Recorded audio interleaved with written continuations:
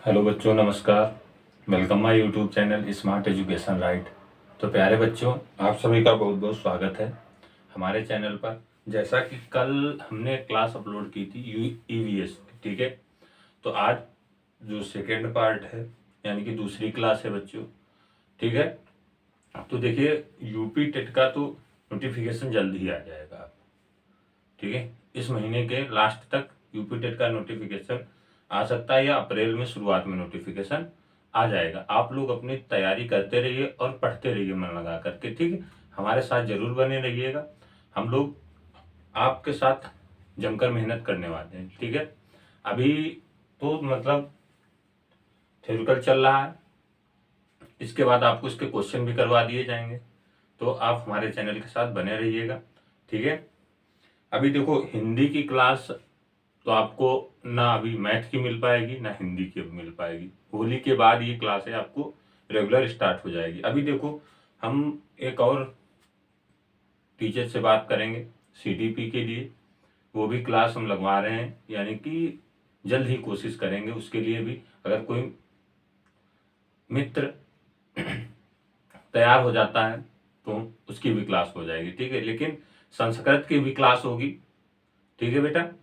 तो जितने भी भाई बहन है यूपी टेट की तैयारी कर रहे हैं, तो हमारे चैनल के साथ जुड़ जाइए स्मार्ट एजुकेशन राइट के साथ में, ठीक है।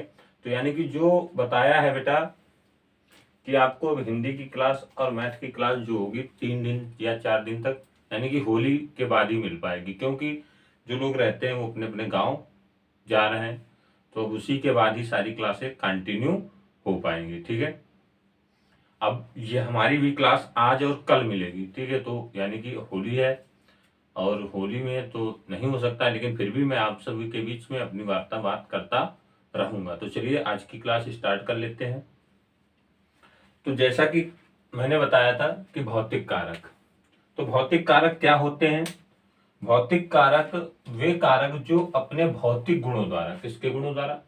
अपने भौतिक गुणों के द्वारा पर्यावरण में उपस्थित जीवों का जीवन प्रभावित करते हैं। जीवों का जीवन प्रभावित करते हैं, भौतिक कारक कहलाते हैं। आप लोग देखिए, इसका स्क्रीनशॉट ले लिया करिए या इसको नोट करते हुए चले जाइए, ठीक है। इसके नोट्स भी मिल जाएंगे। देखिए, अब क्या होगा, जो क्लासें होंगी बेटा, ठीक है, यानी कि हिंदी हो गया, मैथ हो गया और ईवीएस हो गया, ठीक है। 3 क्लासें हैं। और संस्कृत अभी ये भी आपको, ठीक है, हो जाएगी। तो ये क्लासों का शेड्यूल क्या रहेगा ये बता दूंगा आपको। हिंदी की क्लास आपको सुबह मिला करेगी, ठीक है। मैथ की क्लास जो होगी वो दोपहर में, और ईवीएस की क्लास वो शाम को 5 बजे मिला करेगी। यानी कि आपको जो क्लासें अपलोडेड मिलेंगी वो 3 टाइम मिलेंगी, ठीक है। ये क्लास आपको सुबह 8 बजे से 8:30 बजे के बीच मिल जाएगी, और जो मैथ की क्लास होगी ये आपको 12 से 1 बजे के बीच में मिल जाएगी, और ये आपको क्लास 5 से 6 बजे के बीच में मिल जाया करेगी, ठीक है। इतनी बात समझ गए बेटा? तो आप हमारे चैनल के साथ जरूर बने रहिए, यानी कि आपको इसमें प्रॉफिट होगा। प्रॉफिट यानी आपका लाभ होगा, ठीक है। और इसमें आपको नोट्स भी मिल जाएंगे, यानी कि मैथ के भी मिलेंगे और ईवीएस के भी मिल जाएंगे और हिंदी के भी मिल जाएंगे। ये आपको नोट्स इसके प्रोवाइड करवा दिए जाएंगे। देखो, जैसे जैसे इसका नोटिफिकेशन आता जाएगा, आ जाएगा, वैसे हम इस पर तेजी से काम करेंगे, ठीक है। वैसे काम चल ही रहा है और तेजी से काम करेंगे। तो बस आपको हमारे साथ जुड़े रहना है बेटा, और हमारे चैनल के साथ बने रहना है, ठीक है। जितने भी भाई बहन हो यूपी टेट की तैयारी कर रहे हैं, ठीक है, तो ये सब आपको नोट्स भी मिलते रहेंगे। तो चले बात कर लेते हैं, थोड़ी पढ़ाई कर लेते हैं, फिर आगे बात करेंगे बेटा। देखिए, तो यानी कि वे कारक जो अपने भौतिक गुणों के द्वारा पर्यावरण में उपस्थित जीवों को प्रभावित, यानी कि जीवों का जीवन प्रभावित करते हैं, भौतिक कारक कहलाते हैं। जैसे कौन कौन हो गए? जैसे ताप हो गया, प्रकाश हो गया, जल हो गया, आर्द्रता हो गई, मिट्टी हो गई, प्रवाह हो गया एवं दबाव हो गया, आदि आते हैं। देखिए, और एक बात है कि क्लास को पूरा जरूर देखिएगा। क्लास जब तक आप पूरा नहीं देखेंगे तब तक चीजें समझ नहीं सकते। यानी कि क्या होता है कि मतलब लंबी क्लास हो गई तो स्किप कर दिया, छोड़ दिया, नहीं। देखिए, एक बार क्लास को पूरा देखिए, चीजें समझ में आएंगी और अच्छी भी लगेंगी। ठीक है, तो आप लोगों को क्लास को पूरा देखना। कुछ क्लासेस जैसे लंबी हो जाती तो ये मत सोचिए, या तो डबल पर फास्ट पे लगा कर देख लीजिए, जब जल्दी हो जाएगा। ठीक है, तो आपको क्लास को पूरा अवश्य देखना है बेटा। ठीक है, तो सबसे पहले इतना हो गया, यानी कि ताप, प्रकाश, जल, आर्द्रता, मिट्टी, प्रवाह एवं दबाव आदि आते हैं। तो इतनी बात समझ गए कि भौतिक कारक क्या होते हैं। इसके अंदर हमें क्या क्या पढ़ना है, तो इसके अंदर यानी कि प्रकाश, ताप, जल, आर्द्रता, मिट्टी, प्रवाह आदि आते हैं। ठीक है, तो हम बात करेंगे एक एक इसमें बात करेंगे। तो सबसे पहले हम लाइट की बात करते हैं बेटा। किसकी बात करेंगे? लाइट की बात करेंगे, यानी कि प्रकाश की बात करेंगे।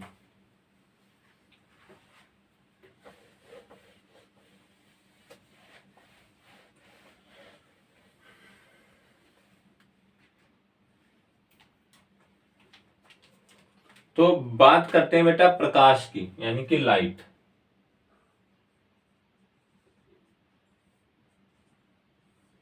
ठीक है, तो प्रकाश में क्या होता है, पृथ्वी पर ऊर्जा का सबसे बड़ा स्रोत है। मतलब जो प्रकाश है यानी कि सूर्य है, तो ये पृथ्वी पर, ठीक है, ऊर्जा का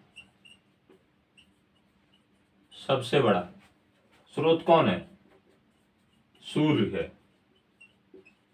ठीक है, या क्वेश्चन पूछ दिया जाता है पृथ्वी पर मतलब ऊर्जा का सबसे बड़ा स्रोत कौन है, तो सूर्य है। ठीक है, सूर्य है। अब सूर्य का प्रकाश पृथ्वी तक आने में, सूर्य का प्रकाश यानी कि जो लाइट है पृथ्वी तक, यानी मान लो जैसे कि सूरज है, ठीक है, सूर्य भगवान, तो इनका जो प्रकाश है पृथ्वी तक आने में, पृथ्वी तक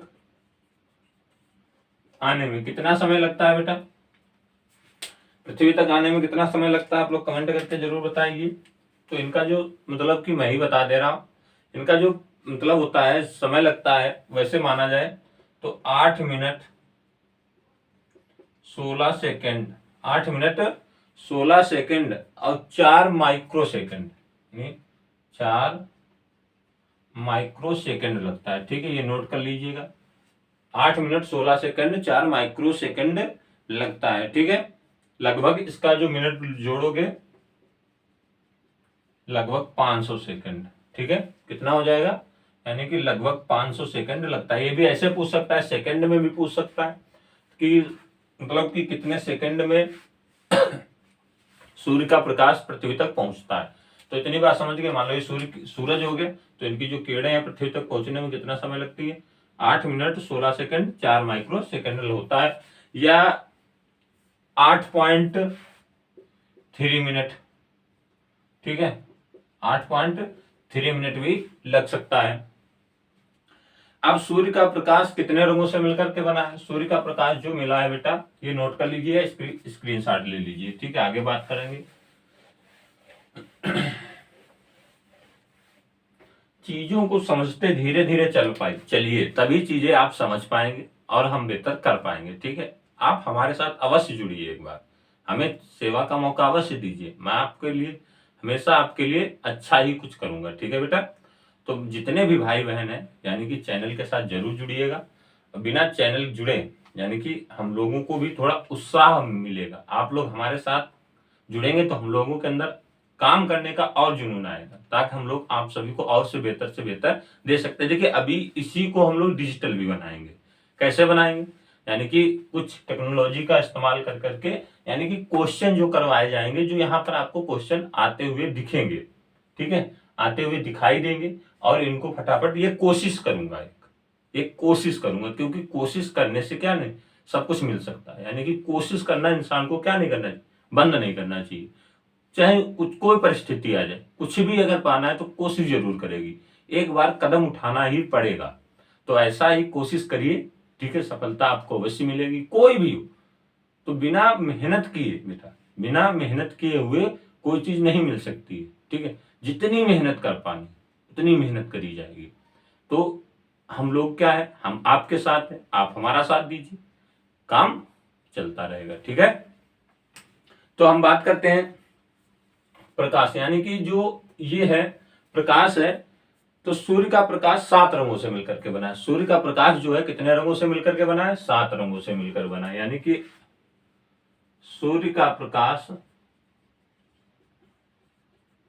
7 रंगों से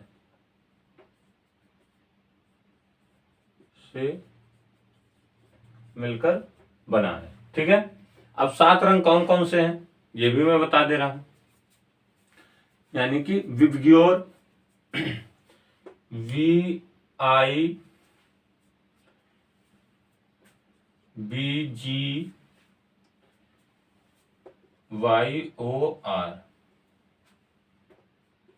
ठीक है, विबग्योर।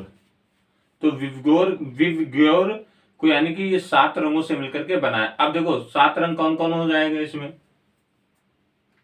यानी कि नंबर 1 बैंगनी,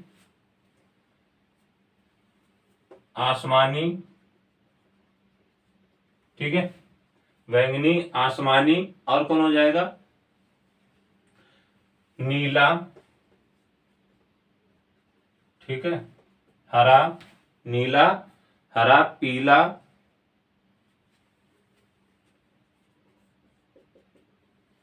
कितने हो गए? 1 2 3 4 5, ठीक है, पीला, नारंगी, लाल, नारंगी, लाल, बैनी आ पीना लाल, ठीक है। तो ये कितने रंगों से मिलकर के बना है? 7 रंगों से मिलकर के बना है। कौन कौन से इसमें? बैंगनी हो गया, आसमानी हो गया, नीला, हरा, पीला, नारंगी और लाल हो गया। ठीक है बेटा, इतनी बात क्लियर हो गई है, इसको आप नोट कर सकते हैं। ठीक है, तो यानी कि इसको क्या बोला जाता है? विबग्योर बोला जाता है। यानी बैंगनी, आसमानी, नीला, हरा, पीला, नारंगी, लाल, ये 7 रंगों से मिलकर के ये क्या है? बना हुआ है। ठीक है, आगे बात करते हैं। तो देखिए आगे बात करते हैं, इसमें क्या हो जाएगा कि देखिए श्वेत प्रकाश, यानी कि ये जो होते हैं 7 रंगों से मिलकर बने प्रकाश को श्वेत प्रकाश या धवल प्रकाश कहते हैं। मतलब ये जो 7 रंगों से मिलकर के बने प्रकाश को क्या बोला जाता है बेटा? श्वेत प्रकाश बोला जाता है। ठीक है, या इसको धवल प्रकाश बोला जाता है। ठीक है, इतनी बात समझ गए। यानी कि 7 रंगों से मिलकर बैंगनी, आसमानी, नीला, हरा, पीला, नारंगी, लाल, इसको क्या बोला जाता है? इसको बोला जाता है श्वेत प्रकाश, या इसको बोल सकते हैं हमें धवल प्रकाश। अब श्वेत प्रकाश में क्या होता है? श्वेत प्रकाश से तरंग दैर्घ्य, यानी कि श्वेत प्रकाश की अगर पूछा जाए, श्वेत प्रकाश की तरंग दैर्घ्य, तो श्वेत प्रकाश की जो तरंग दैर्घ्य होती है 400 से 700, यानी कि नैनो माइक्रोन, यानी कि नैनोमीटर। ठीक है, 400 से 700 एनएम होती है। ठीक है, होती है। सबसे अधिक तरंग दैर्घ्य लाल प्रकाश की होती है। मतलब अगर तुमसे आपसे पूछ दे कि सबसे अधिक तरंग दैर्घ्य किसकी होती है, तो लाल प्रकाश की होती है। इसकी इतना नोट कर लीजिए, इसका स्क्रीनशॉट ले लीजिए बेटा। आगे बात करते हैं।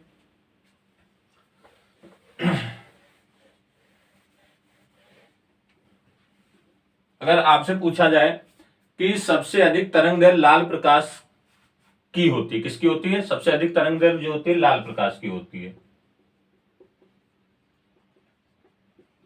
इतनी बात समझ गए? तो लाल प्रकाश की होती है, यानी कि कितनी होती है? 700 एनएम होती है। कितनी होती है? 700 एनएम होती है। ठीक है, 700 एनएम होती है। 700 से अधिक तरंग दैर्घ्य वाली किरणें को क्या कहते हैं? अवरर लाइट कहते हैं। मतलब जो इनसे होती है, मतलब 700 से अधिक वाली लाइट को क्या बोला जाता है? अवर्रक लाइट, अवर्रक लाइट बोला जाता है, कहते हैं। ठीक है, अगर 700 से अधिक होती है तो सबसे अधिक किसकी तरंग दैर्घ्य होती है बेटा? लाल प्रकाश की होती है। ठीक है, आगे हम बात करते हैं। सबसे कम तरंग दैर्घ्य बैंगनी रंग के प्रकाश की होती है। सबसे कम तरंग दैर्घ्य किसकी होती है? बैंगनी। ठीक है, इसकी जो तरंग दैर्घ्य होती है वो कितनी होती है? 400 एनएम होती है। ठीक है, तो ये नोट करते हुए जाइएगा। सबसे अधिक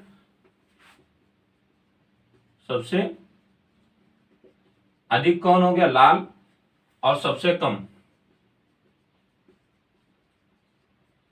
ठीक है, सबसे कम बैंगनी की हो गई। तो इतनी बात समझ गए होंगे बेटा। आगे हम बात करते हैं, यानी कि 400 से कम वाले, 400 से कम वाले तरंग दैर्घ्य वाली किरणों को पराबैंगनी किरणें कहते हैं। मतलब जो 400 से कम होती है उनको मिटा देता हूं, फिर आगे बात करता हूं। ठीक है, इतनी बात समझ रहे होंगे बेटा आप सभी लोग या मेरे भाई बहन। अब देखिए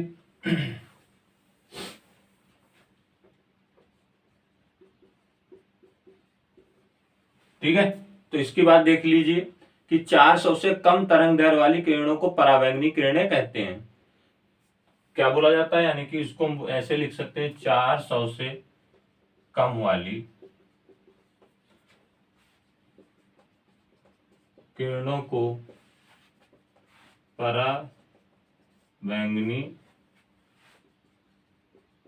किरण कहते हैं। ठीक है, यानी कि 400 से कम वाली किरणों को क्या बोला जाता है, पराबैंगनी किरण कहते हैं, जिन्हें 3 भागों में बांटा गया है। जिन्हें कितने भागों में बांटा गया बेटा, 3 भागों में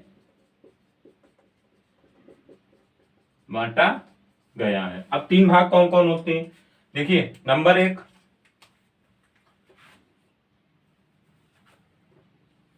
यूवी, ठीक है, यूवीए। यूवीए तो इन जो यूवी होते हैं इनको क्या बोला जाता है, अल्ट्रा वायलेट। ठीक है, इनको बोला जाता है, यूवी का मतलब होता है अल्ट्रा वायलेट।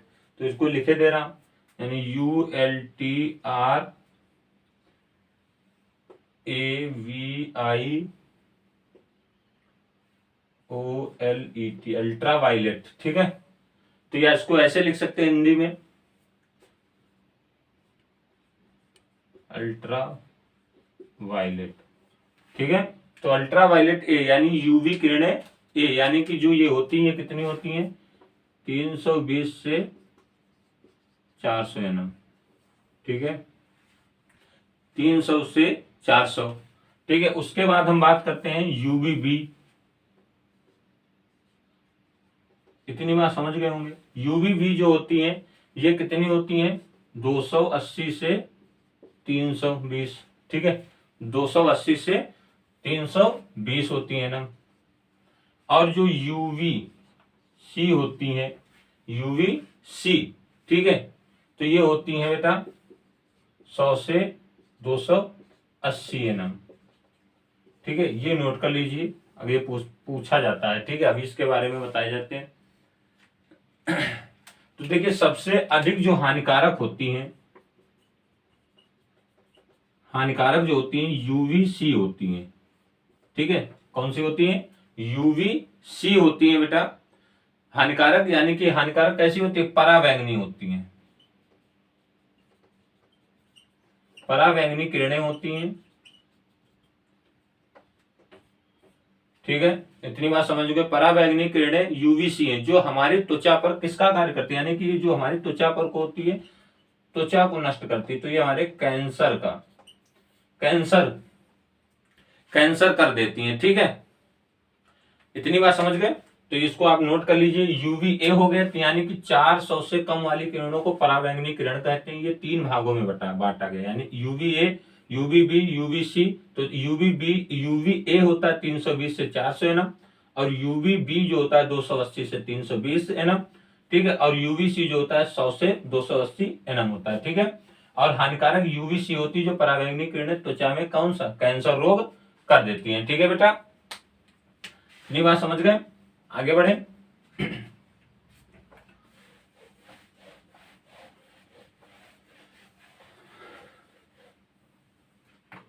देखते हैं आगे हम बात करते हैं बेटा दृश्य प्रकाश की तरंग दैर्घ्य 400 से 700 है। मतलब जो दृश्य प्रकाश होता है, ठीक है, दृश्य प्रकाश की तरंग दैर्घ्य, दृश्य प्रकार की जो तरंग दैर्घ्य होती है वो 400 से 760, ठीक है, एनएम होती है। तो जीन उत्परिवर्तन का कार्य कौन करती हैं, जो जीन उत्परिवर्तन का कार्य करती है बेटा ये होती है यूवीबी। जीन उत्परिवर्तन अगर पूछ दे, जीन उत्परिवर्तन का कार्य कौन करती है, जीन उत्परिवर्तन का कार्य करती हैं यूवीबी किरणें जो होती है जीन परिवर्तन का कार्य करती है। तो ये नोट्स में डाल के लिख लेना, ठीक है। तो नोट्स में लिख लेना कि दृश्य प्रकाश की जो तरंग दैर्घ्य होती है वो कितनी होती है, जो होती है 400 से 760 एनएम होती है, 400 से 760 एनएम होती है क्या, तरंग दैर्घ्य। ठीक है, तरंग दैर्घ्य कितनी होती है, 400 से 760 एनएम होती है। यहां तक हो गया होगा बेटा। आगे हम बात करते हैं अगले उसकी स्टेप की। तो अगला स्टेप, अब हम प्रकाश संश्लेषण पर चलते हैं। ठीक है, किस पर चलेंगे बेटा, प्रकाश संश्लेषण। आशा करता हूँ ये चीजें आपको समझ में आ रही होंगी, बेटर लग रहा होगा आपको। ठीक है, धीरे धीरे चीजें सीखते हुए चलना है। तो चैनल को सब्सक्राइब करिएगा, वीडियो को अंत तक अवश्य देखिएगा। ठीक है बेटा, फटाफट अब थोड़ा खत्म करेंगे। तो बात करते हैं प्रकाश, यानी कि सूर्य के प्रकाश की उपस्थिति में, सूर्य के प्रकाश की उपस्थिति में हरे पौधे। अब देखिए, जो हरे पेड़ पौधे होते हैं वो कैसे होते हैं, स्वपोषी होते हैं। ये अपना भोजन स्वयं बनाते हैं। ये अपना भोजन कैसे बनाते हैं, स्वयं बनाते हैं। इसीलिए इनको क्या बोला गया, स्वपोषी। जैसा कि अभी हमने बताया था 3 भागों में विभाजित किया जाता है, यानी कि स्वपोषी, उपभोक्ता और उपघटक। ठीक है, इतनी बात समझ गए होते। तो यानी कि प्रकाश संश्लेषण क्या होता है, सूर्य के प्रकाश की उपस्थिति में हरे पौधे और जल और CO2 का प्रयोग करके, मतलब जितने भी क्या है, देखो हरे पौधे। ठीक है, इतनी डिटेल से आपको कोई नहीं बताएगा। ठीक है, फिर भी मैं बता रहा हूं। अब हरे पौधे क्या कर लेते हैं, यानी कि यहां से किसका, ठीक है ऐसे समझो, यानी कि ये हो गया सूर्य। ठीक है, ये क्या हो गया, सूर्य बना देता हूं। ठीक है, सूर्य भगवान को बना दिया जाए और इनकी किरणें नीचे गिरा दी जाए। ठीक है, अब यहां पर पेड़ बना दिए जाए या घास बना दी जाए।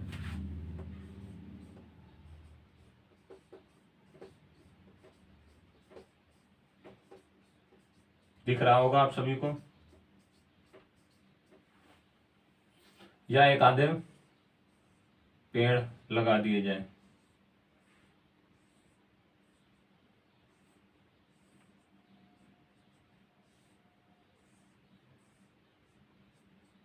ये सब बायो से ही रिलेटेड है। ठीक है, उसमें इंटर फर्स्ट ईयर में सभी लास्ट चैप्टर। अब जैसे मान लो सूर्य की प्रकाश की किरणें हैं। ठीक है, इनको हम दे देते हैं किरण, यानी कि प्रकाश संश्लेषण होता क्या है। तो सूर्य के प्रकाश की उपस्थिति में हरे पौधे, मतलब ये हरे पौधे हो गए किसकी उपस्थिति में, सूर्य के प्रकाश की उपस्थिति में। अब सूर्य के प्रकाश की किरणें कहां पहुंच रही, पृथ्वी पर पहुंच रही। ठीक है, तो यहां पर क्या है, ये जितने भी पौधे ये कैसे हैं बेटा, स्वपोषी कहलाते हैं। जितने भी हरे पौधे होते हैं वो क्या कहलाते हैं, स्वपोषी कहलाते हैं, क्योंकि अपना भोजन स्वयं बना रहे हैं। अब इनकी किरणें जब पहुंची तो ये किससे क्रिया कर लेंगे, यानी कि किससे क्रिया कर लेंगे बेटा, H2O। ठीक है, यानी कि ये तुम्हारा आपका हो गया जल, और CO2 कार्बन डाई ऑक्साइड, इसको क्या बोल सकते हैं, कार्बन डाई ऑक्साइड। ठीक है, इससे क्रिया करके, यानी कि मृदा से इनको क्या मिल गया, H2O मिल गया, और वायुमंडल से इनको क्या मिल गया बेटा, CO2 मिल गया, CO2 मिल गया। इसकी उपस्थिति में ये किसका निर्माण कर लेते हैं बेटा, यानी कि भोजन का निर्माण कर लेते हैं। इसी को क्या बोला जाता है, प्रकाश संश्लेषण बोला जाता है। ठीक है, इसीलिए ये स्वपोषी होते हैं। इस प्रक्रिया को हम प्रकाश संश्लेषण कहते हैं। इतनी बात समझ गए होंगे आप सभी लोग, अच्छा आसानी से समझ गए होंगे बेटा। ठीक है, तो हम आगे बात करते हैं। ठीक है, इतनी बात समझ गए, आगे बढ़े। आप इसको नोट कर सकते हो कि प्रकाश संश्लेषण क्या होता है। प्रकाश संश्लेषण सूर्य के प्रकाश की उपस्थिति में हरे पौधे जल और CO2 का उपयोग करके, H2O और CO2 का उपयोग करके, ठीक है, किसकी उपस्थिति में, सूर्य के प्रकाश की उपस्थिति में, यानी कि H2O मृदा से, यानी कि मिट्टी से ले लेते, और CO2 वायुमंडल से, कार्बन डाइऑक्साइड से क्रिया करके किसका निर्माण कर लेते, अपने भोजन का निर्माण कर लेते। इसी को हम प्रकाश संश्लेषण कहते हैं।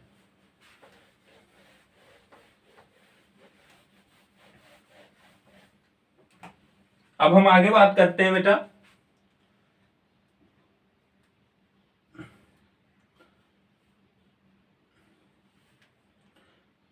कि फोटोसिंथेसिस क्या होती है। फोटोसिंथेसिस क्या बोला जाता है, फोटोसिंथेसिस।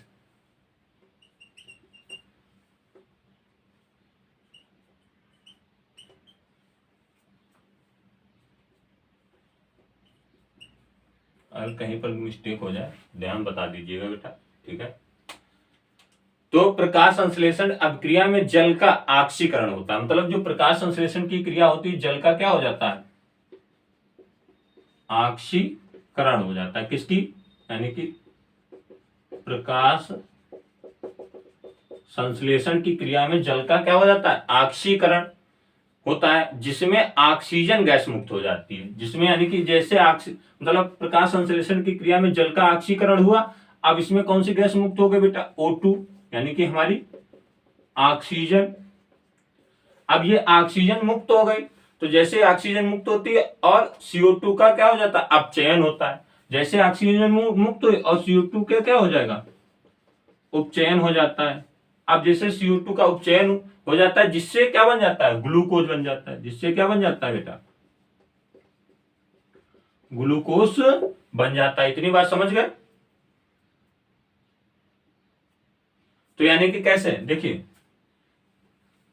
यानी कि फोटोसिंथेसिस क्या होते हैं, प्रकाश संश्लेषण में जल का क्या हो जाता है, ऑक्सीकरण हो जाता है। प्रकाश संश्लेषण में जल का ऑक्सीकरण हो जाता है, और कौन, O2 ऑक्सीजन मुक्त हो जाती है किसकी, और CO2 का क्या हो जाता है, उपचयन हो जाता है, और इससे क्या बन जाता है, ग्लूकोज का निर्माण हो जाता है। ठीक है, तो यानी यहां पर जो रिएक्शन इसकी बनेगी वो भी देख लीजिए।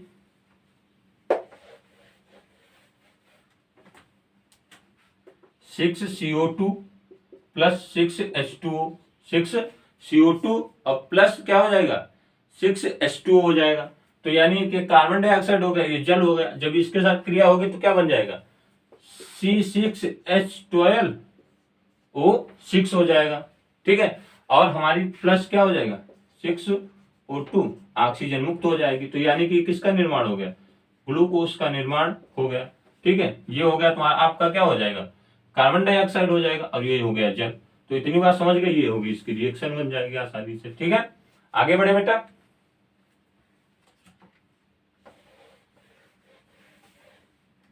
ये बायो का ही चैप्टर है, बायो से रिलेटेड है। आप सभी लोग वीडियो को ज्यादा से ज्यादा शेयर कीजिएगा, लंबे वीडियो भी हो सकते हैं, आप सभी को मिलेंगे। ठीक है बेटा, आगे हम बात करते हैं। तो लाल रंग के प्रकाश में प्रकाश संश्लेषण की क्रिया अधिक होती है, मतलब ये फैक्ट पॉइंट है। ठीक है, लाल रंग के प्रकाश में, ठीक है, लाल रंग के प्रकाश में क्या होता है, प्रकाश संश्लेषण की क्रिया अधिक होती है। किसकी, अगर पूछ दिया जाए प्रकाश संश्लेषण की क्रिया सबसे अधिक किसमें होती है, तो लाल प्रकाश में होती है। ठीक है, सबसे अधिक होती है। और आगे बात करते हैं, और बैंगनी रंग में प्रकाश संश्लेषण की क्रिया किसमें होती है, किसमें, बैंगनी रंग में। ठीक है, सबसे कम होती है। इतनी बात समझ गए, आगे बढ़े फटाफट, नोट कर लीजिए इसको।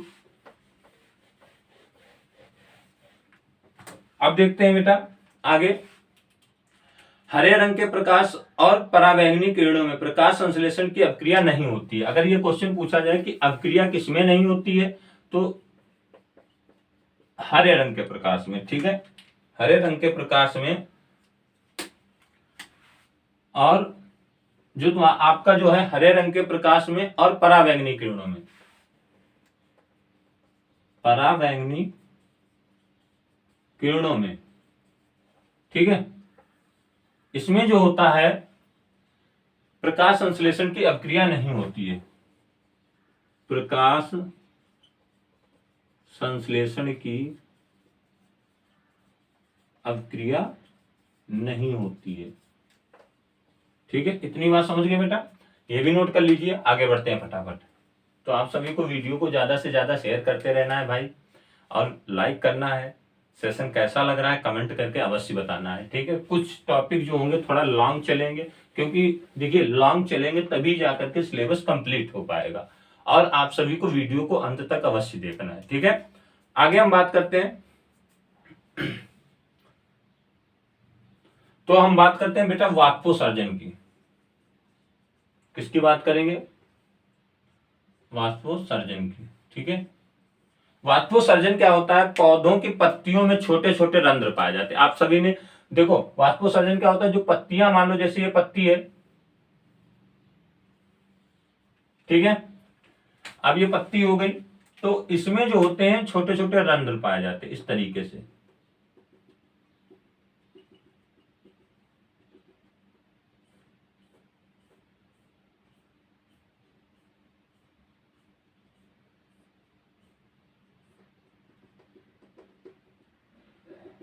इसमें क्या पाए जाते हैं, रंध्र पाए जाते हैं। ठीक है, अब ऐसे समझ जाओगे वाष्पोत्सर्जन क्या होता है कि पौधों की पत्तियों में छोटे छोटे रंध्र पाए जाते हैं जिन्हें स्टोमेटा बोला जाता है। मतलब ये छोटे छोटे रंध्र पाए जाते हैं, इनको क्या बोला जाता है, स्टोमेटा बोला जाता है। ठीक है, अब इनको बोला जाता है स्टोमेटा कहते हैं। पर्णरंध्र की उपस्थिति में क्या होता है, पर्णरंध्र प्रकाश की उपस्थिति में खुल जाते हैं। जैसे इन पर क्या होता है, प्रकाश की किरणें पड़ती हैं यानी कि सूरज की लाइट पड़ती है, तो ये स्टोमेटा क्या हो जाते हैं, खुल जाते हैं और अपनी क्रिया करने लगते हैं। और प्रकाश की अनुपस्थिति में क्या हो जाते हैं, बंद हो जाते हैं। जैसे इनमें प्रकाश यानी कि खत्म हो जाता है तो ये दिन में खुल जाते हैं और रात में क्या हो जाते हैं, बंद हो जाते हैं। ठीक है बेटा, इसी को हम वाष्पोत्सर्जन कहते हैं। यानी कि पौधों की पत्तियों में छोटे छोटे रंध्र पाए जाते हैं जिन्हें हम क्या कहते हैं, स्टोमेटा कहते हैं। अब पर्णरंध्र प्रकाश की उपस्थिति में खुल जाते हैं। पर्णरंध्र जो इनके होते हैं स्टोमेटा प्रकाश की उपस्थिति में खुल जाते हैं और प्रकाश की अनुपस्थिति में ये बंद हो जाते हैं। ठीक है, इतनी बात समझ गए। जब रंध्र खुलता है तो पत्तियों में उपस्थित जल वाष्प रूप के लेकर वायुमंडल में उड़ जाता है। मतलब जैसे ही इसमें क्या होगा, रंध्र खुलेगा, ठीक है, जैसे ये रंध्र खुलेगा तो क्या हो जाएगा, खुलता है तो पत्तियों में उपस्थित, अब पत्तियों में उपस्थित क्या होता है,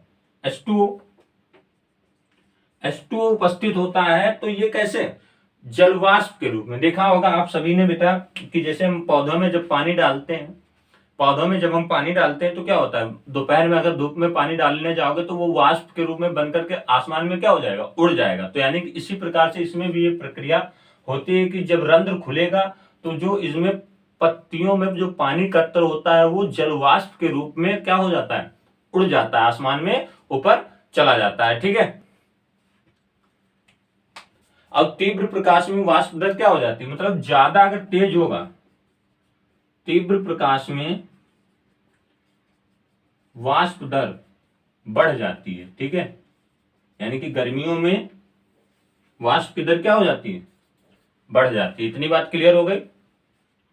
ठीक है, वायु का वेग बढ़ने पर, ठीक है, यानी कि और आर्द्रता बढ़ने पर वाष्प दर घट जाती है। जैसे आर्द्रता, आज से पूछे कि आर्द्रता बढ़ने पर वाष्प दर क्या हो जाएगी, घट जाएगी।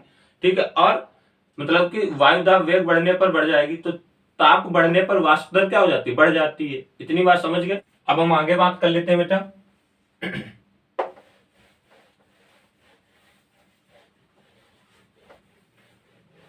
देखते हैं आगे, यानी कि टेम्परेचर की बात करेंगे। ठीक है, किसकी बात करेंगे, टेम्परेचर की बात करेंगे। तो यानी कि जो प्रकाश था वो हो गया समाप्त। ठीक है, अब हम देखिए छोटे छोटे टॉपिक हैं, इनको हमें क्लियर करना पड़ेगा। तो ताप की हम बात करेंगे बेटा। तो ताप जो होता है, टेम्परेचर 15 से 16 डिग्री सेल्सियस। ठीक है, तो शीतलता का मापन करना ताप कहलाता है। यानी कि किसका मापन कहलाना, शीतलता का मापन करना ताप कहलाता है। इतनी बात समझ गए, शीतलता का मापन करना ताप कहलाता है। ठीक है, तो पृथ्वी पर प्रत्येक स्थान पर देखो, मतलब जो टेम्परेचर है पृथ्वी पर वो समान नहीं है। ठीक है, समान नहीं है। ठीक है, सबका टेम्परेचर हर जगह का क्या क्या अलग अलग है, क्योंकि पृथ्वी जो है, ठीक है, पृथ्वी जो है बेटा अपने अक्ष पर, यानी कि अपने अक्ष पर 23.5 डिग्री, ठीक है, झुकी होने के कारण, झुकी होने के कारण, ठीक है, 23.5 डिग्री झुकी होने के कारण क्या है कि होने के कारण सूर्य के प्रकाश भूमध्य रेखा पर होती है। मतलब सूर्य के प्रकाश की किरणें जो होती हैं वो कहां पर होती हैं, भूमध्य रेखा पर होती हैं।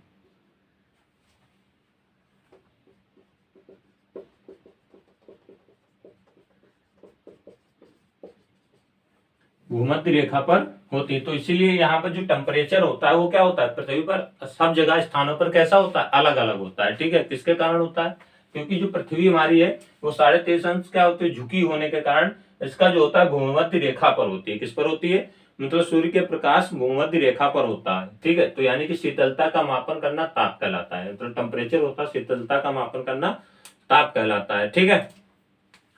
पृथ्वी का औसतन ताप जो होता है 15 से 16 डिग्री सेल्सियस होता है, ठीक है। आगे हम बात करते हैं, यदि कोई व्यक्ति भूमध्य रेखा से ध्रुवीय क्षेत्र की ओर जाता है, यानी कि कोई व्यक्ति अगर भूमध्य रेखा से कहां जाता है, ध्रुवीय क्षेत्र की ओर जाता है, तो ताप क्या हो जाता है बेटा, बढ़ जाता है, यानी कि घटता है, सॉरी, यानी कि ताप क्या हो जाएगा, घट जाएगा। और यदि कोई ध्रुव से भूमध्य रेखा की ओर जाता है तो ताप क्या हो जाता है, बढ़ जाता है, ठीक है। यानी कि अगर आपसे पूछे कि भूमध्य रेखा से ध्रुवीय क्षेत्र की ओर जाता है तो क्या हो जाएगा, ताप घटेगा। और अगर भूमध्य रेखा से यानी कि ध्रुव से कहां जाए, भूमध्य रेखा की ओर जाए तो कैसा होगा, ताप बढ़ जाएगा। इतनी बात समझ गए टेम्परेचर के बारे में, आप सभी लोग इसको नोट कर लीजिए। यदि कोई व्यक्ति पृथ्वी की सतह से ऊपर जाता है, यदि कोई व्यक्ति पृथ्वी की सतह से कहां जाता है, ऊपर जाता है, तो ताप पहले घटता है फिर बढ़ जाता है। यानी कि पृथ्वी की सतह से जैसे ऊपर जाएगा तो टेम्परेचर क्या हो जाएगा, पहले घटेगा और फिर बढ़ जाता है। यदि कोई व्यक्ति पृथ्वी की सतह से 165 सेंटीमीटर ऊपर जाता है तो 1 सेंटीमीटर 1 डिग्री सेल्सियस ताप घटता है, यानी कि 1 डिग्री सेल्सियस क्या हो जाएगा, ताप घटता है। और ऊपर जाने पर यानी कि 1000 मीटर ऊपर जाने पर, 1000 मीटर ऊपर जाने पर, 1000 मीटर ऊपर जाने पर यानी कि 6 से 5 डिग्री सेल्सियस, यानी कि 6 से 5 डिग्री सेल्सियस क्या हो जाएगा, ताप जो होता है बेटा कमी हो जाती है, यानी कि कम, मतलब 6 से 5 डिग्री सेल्सियस में क्या हो जाता है, कम होता है, ठीक है। इतनी बात समझ गए होंगे टेम्परेचर के बारे में। ताप क्या होता है, शीतलता का मान लेते हैं, फिर इसके बाद ये सेशन समाप्त करेंगे, फिर अगला सेशन स्टार्ट हो जाएगा। देखिए बड़ा है काफी, ठीक है, तो आपको साथ में बने रहना है और हमारे चैनल को सब्सक्राइब अवश्य करते रहिएगा, ठीक है बच्चों। तो देखिए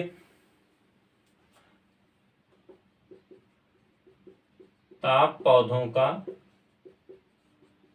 वर्गीकरण, तो ताप पौधों का वर्गीकरण क्या है, ताप के आधार पर पौधों को 3 भागों में बांटा गया, मतलब ताप पौधों का वर्गीकरण में है, ताप के आधार पर पौधों को 3 भागों में बांटा गया है। तो कौन कौन से पौधे हैं देख लीजिए। तो यानी कि नंबर 1 आता है हमारा महातापी पौधे, ठीक है। नंबर 2 जो आता है उसको हम बोलते हैं मध्यतापी पौधे, मध्यतापी पौधे। और नंबर 3 जो आता है वो हमारे होते हैं न्यूनतापी पौधे बेटा, ठीक है। इनको नोट कर लीजिएगा आप सभी लोग, ठीक है। तो सबसे पहले हम बात करते हैं महातापी। ये पौधे अधिक ताप वाले क्षेत्र में उगते हैं, मतलब जो महातापी होते हैं ये कहाँ उगते हैं, अधिक ताप वाले क्षेत्र में, ठीक है। और मध्यतापी पौधे जो होते हैं यानी कि मध्यतापी होते हैं, ये पौधे जैसे कि उगते हैं पृथ्वी के संदर्भ में, ये पौधे उष्ण कटिबंधीय क्षेत्र में पाए जाते हैं। ये कहाँ पाए जाते हैं, महातापी जो पौधे होते हैं उष्ण कटिबंधीय क्षेत्रों में पाए जाते हैं। अब जैसे कि इस पौधों में कौन हो जाएगा, रोजवुड आ जाएगा, यानी कि एग्जाम्पल में नोट कर लेना रोजवुड, ठीक है। और कौन आ जाएगा आपका, रोजवुड, महोगनी। तो ये उष्ण कटिबंधीय वाले पौधे, मतलब जहां अधिक क्या होती है, अधिक ताप वाले क्षेत्रों में उगते हैं। जैसे पृथ्वी के संदर्भ में पौधे उष्ण कटिबंधीय क्षेत्रों में पाए जाते हैं, ठीक है। मध्यतापी ये पौधे मध्यतापी कुछ कम ताप वाले क्षेत्रों में पाए जाते हैं, मतलब ये क्या होता है, मतलब ये अधिक ताप हो गया और ये कुछ कम ताप वाले क्षेत्रों में पाए जाते हैं,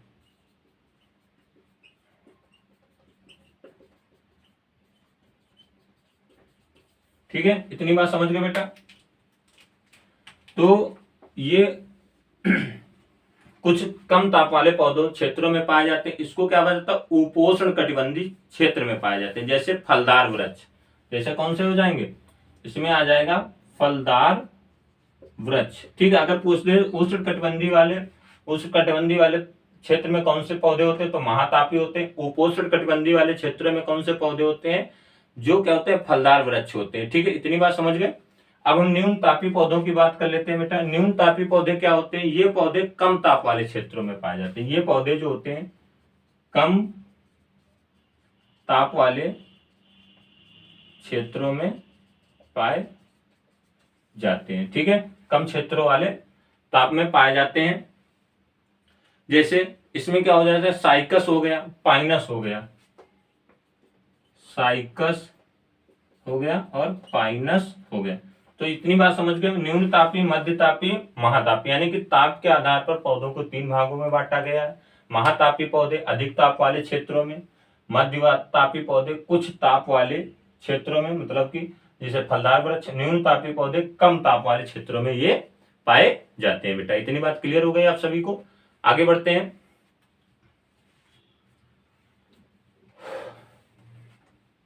आगे देख लीजिए फटाफट, फिर इसके आगे समाप्त करते हैं इसको, फिर आगे नए टॉपिक के साथ में जुड़ेंगे। अल्पाइन जो होते हैं, यानी कि नोट डाल के इसमें लिख लेना, ठीक है। अल्पाइन इनको बोला जाता है। अल्पाइन अत्यधिक कम ताप वाले क्षेत्रों में उगने वाले पौधे, मतलब अल्पाइन जो होते हैं ये अत्यधिक कम, ठीक है, अत्यधिक कम तापमान वाले क्षेत्रों में उगने वाले पौधे हैं, ठीक है। अल्पाइन के जो पौधे होते हैं वो कम क्षेत्रों में उगने वाले पौधे अल्पाइन पौधे कल। इन पौधों की संरचना जो होती है वो कैसी होती है, त्रिभुजाकार होती है। कैसी होती है, त्रिभुजाकार होती है, ठीक है। इन पौधों की जो संरचना होती है वो त्रिभुजाकार होती है और पत्ती कटी फटी होती है। इनकी पत्तियां जो होती है कैसी होती हैं, पत्ती जो होती है बेटा कटी फटी होती है, ठीक है। इतनी बात समझ गए। ये हो गया टेम्परेचर के बारे में, ताप के बारे में, ठीक है बेटा। तो आज के लिए इतना ही सेशन रखते हैं। कल मिलेंगे, यानी कि कल क्या आप मिलेंगे, अगर हो सकेगा तो कल एक और वीडियो आपको मैं अपलोड करा के, मतलब बना करके अपलोड कर दूंगा, ठीक है बेटा। तो आज के लिए इतना है, क्योंकि होली आ गई है, ठीक है। अब होली एंजॉय करेंगे और होली के बाद ही आगे क्लास स्टार्ट हो पाएगी, ठीक है बेटा। तो आशा करता हूँ आप सभी को यहाँ तक सेशन अच्छा लगा होगा। अच्छा लगा होगा तो वीडियो को लाइक करिएगा, शेयर कीजिएगा और हमारे चैनल को सब्सक्राइब जरूर कीजिएगा। जय हिंद, जय भारत।